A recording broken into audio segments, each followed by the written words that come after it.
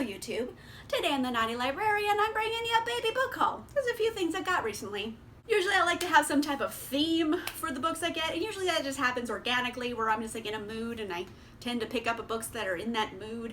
And this book haul is it's all over the place. I would say it's either romance or fantasy. Good combo of both. I feel like that's just me as a reader. So yeah, let's just get into it. It's kind of a grab bag. First things first, I have A Duke in Disguise by Sebastian. Recently, I finally went to the Ripped Bodice after so many months of quarantine. I was like, you know what? It's one of my favorite independent bookstores. I'm gonna go and support them. So I went. And I was talking to one of the booksellers, and I'm like, can you recommend a historical romance to me that you think is pretty good? And she's like, got it. So I was recommended this book in particular. I was told, like, okay, how do you feel about Regency era, but like everybody's bisexual? And I'm like, sold, gimme.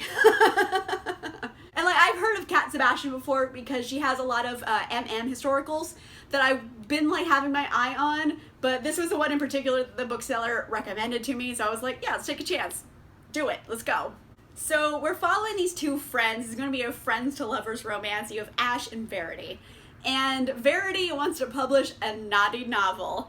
And Ash is like, oh gosh, if it was anyone else, I wouldn't do this, but I'm gonna do it. And apparently he's illustrating it, so I'm like, oh my gosh, it's a dirty book with illustrations? What is he illustrating? What parts? So like, already I have a lot of questions I want to know answers to. But turns out, upsy daisy, Ash is actually the secret son of a duke, and his identity's gonna get exposed, and he's like worried about that. And he's in love with Verity, and Verity's his best friend, but she thinks she's bad at romance. However, she really likes Ash, and they're like, I feel like they're gonna be like, oh no, we can't stop making out. What a hardship. But there's naughty novels, there's friendship, there's like steam, everyone's bisexual. I love it. So I'm very happy I listened to the bookseller and just picked up a book at random. It was pretty fun. Sometimes I just want someone else to recommend a book to me, damn it. And this one I think turned out well. I'm really excited about it. Also, while at the Ripped Bodice, I picked up a copy of Starbreaker by Bouchet. This is the sequel to Night Chaser, which I read, I think the beginning of 2019, and I did enjoy it. And I've been reading a lot of Bouchet lately, and I really enjoy her books. They're fun, you know, they're pulpy, they're drama, they're action, they're romance, they're steamy. It's just fun reads, you know what I mean? Like, I don't think they're gonna win the Pulitzer, but hot damn are they fun to read. So this is kind of a rebel space princess. So she's like sexy Princess Leia. And they're fighting against like, you know, evil empire. And it's her and a misfit crew and Shade, which is her boyfriend, who's also kind of a criminal. And they're like fighting back against dictatorship. And I was like, yes, fight back against them. And also, you know, heists and crime and cool stuff, but in space. And that's just a basic idea of what this like series is about. I think it's a duology, honestly. So I think this is the end of like this little adventure. But I did read Night Chaser book 1 and enjoyed it. So I am interested in seeing Starbreaker. Although I don't really get her like cover outfit because she's wearing gauntlets, which seems like fantasy world, but this is in space. So are they space gauntlets? I'm confused by her outfit, but whatever. That's neither here nor there. I still want to read this. I think it's gonna be fun. I pre-ordered Tools of Engagement by Tessa Bailey so long ago, and it finally came out and I own it. It's in my hands. I'm so excited. This is the third book of this series. I can't remember the series name right now, but it's by Tessa Bailey. It has 2 previous books. Fix Her Up, absolutely loved. Love Her or Lose Her was book 2. I liked it, almost loved it. It was very steamy though, so if you're just reading something for smut, I recommend. And now you have Tools of Engagement, the third book. And this one is kind of very much an enemies to lovers type of story. There is this woman, Bethany. She's very put together. She likes to flip houses. And this guy named Wes, who is new to town. This takes place kind of like New York area, like Long Island maybe. Not like New York City, but like New York. And he's from Texas, so he has his Texas drawl. I think he's taking care of a niece who was orphaned. So he has like things going on, and then like he's very laid back and like, well, whatever. And she's just like type A. So it's like different personalities, and they have to be forced to work together. And I'm assuming they're just gonna bang it out. I am into it. So the thing about this series is that they're very funny and also very smutty. Like, Like, this is on a smut scale. Like, this is at the high end of the smut scale. It's going to be pretty smutty, and I'm into it. Because sometimes I just want something good and smutty. And it's also going to be funny. It's going to be about, like, house flipping and, like, all kinds of stuff. I don't know. I like the 2 previous books. I'm pretty sure I'm also going to like this book. I think it's highly unlikely something's going to go so far awry that it'll ruin the book. I think it's just going to be fun and smutty and hilarious. So it's got everything I really want out of it. Another pre-order that just came in is Well Played by Jen DeLuca.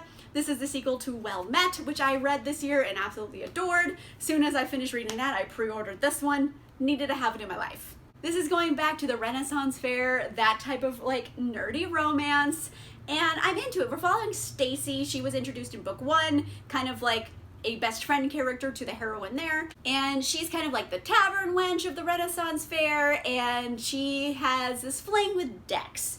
He was in like the Renaissance Fair band, so he's like medieval band hot, and she's like, I really want to find the one. I'm tired of just dating around. And she gets this really sweet email from Dex, and they've been texting or emailing like throughout the year, and it's time for Renaissance Fair again. She's like, ooh, it's gonna be Dex.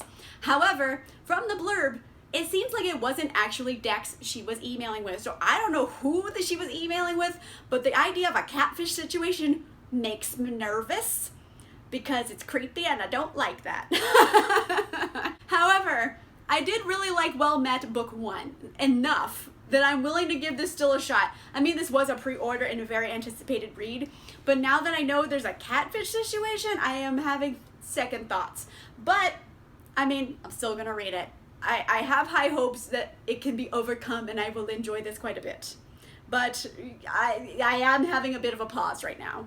Yet another pre-order that has arrived. I have White Fox by Sarah Faring. This is not a sequel to Sarah Faring's previous work, her debut, 10th Girl, which I happen to absolutely love. It was one of my favorite books of 2019. However, it is an acquired taste. I feel like if you like it, you like it, and if you don't like it, you don't like it.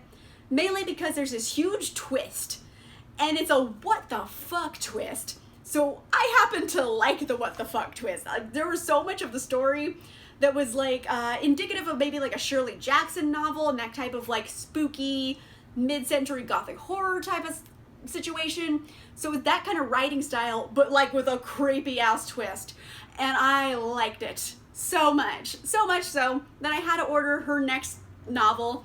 I believe this is just a one-off. It's not a sequel. It's a completely different world, but I was like, I don't even care what it's about. I'm ordering it. I like the first book so much. So this one is about like these 2 sisters, and their mother was a very famous actress, and she disappeared under mysterious circumstances. And then they have this tech tycoon dad who's absentee, and he sends them away, and like they're both grieving in different ways. I think these sisters grow apart. Sometime later, they both kind of come back together because they're trying to unravel the mystery of what happened to their mother. And they find this script called White Fox, and it's like a creepy script full of enigmatic stuff. So they're just trying to solve the mystery of what happened through eerie, creepy shit. And honestly, I'm like living for the mystery here. I think it's going to be very creepy, eerie, spooky, but also mysterious, and like the mystery is what's going to draw me forward. The same as with 10th Girl, her previous book. Ooh, that mystery sucked me in hardcore. And again, that was a twist I never saw coming because it makes no sense, but like it works. So I'm wondering if this is going to have a similar like what the fuck twist. It might. I don't know. I really like the first book. I'm so excited to see another book by this author because the writing was so good. Like, chef's kiss. So I am so excited. And this one seems like, ooh, it's going to be spooky. I'm into it. Yes. One last pre-order that has finally arrived, of course, is The Invisible Life of Addie LaRue by V.E. Schwab.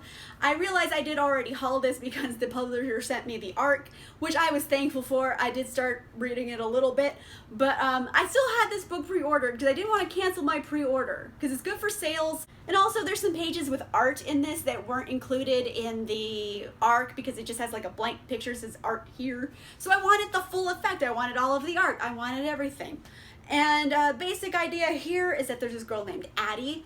She makes a Faustian deal with the devil to be immortal, and the devil's like, okay, you can be immortal, but ain't nobody ever gonna remember you. And she's like, well, shit. So she's been around forever with no one ever remembering she exists. So it's you know, classic deal with the devil stuff. And then we're in modern times, and I think she finds someone who remembers her. So it's I don't know, it's Faustian Deal with the Devil story by V.E. Schwab. So like, just tell me that as a pitch, and I'm already in. Like, I'm like, all right, give me that book. I'll read it right now. So I am really excited about it. I don't know. I don't know what else to say. I've had this pre-order for a long time. It's one of my most anticipated reads. I'm excited. I've only read like this much of it. I really haven't started much of it, but it's so good. I'm so excited. Oh, I'm so excited for it. I just want it. I just want it in my soul. It's what I need. So yeah, that was my little baby book haul. Now that I've done the book haul, I realize like these are all books I've pre-ordered pretty much, or books I bought on a whim from a bookseller. So there you go. There's a theme. Let me know in the comments down below. What's your favorite independent bookstores? Have you ever just gone in and asked the bookseller, hey, what do you recommend? Got a mystery book. Like, have you ever done that? Like, this is kind of one of my first times doing that, and I am pretty optimistic about it. I think it was a good choice. Let me know in the comments down below. Also, of course, there's going to be links to all the books I discussed in the description down below in case you want to check them out. If you like this video, make sure you give it a like, and if you want to see more videos, make sure you subscribe. And I'll see you guys soon. Bye!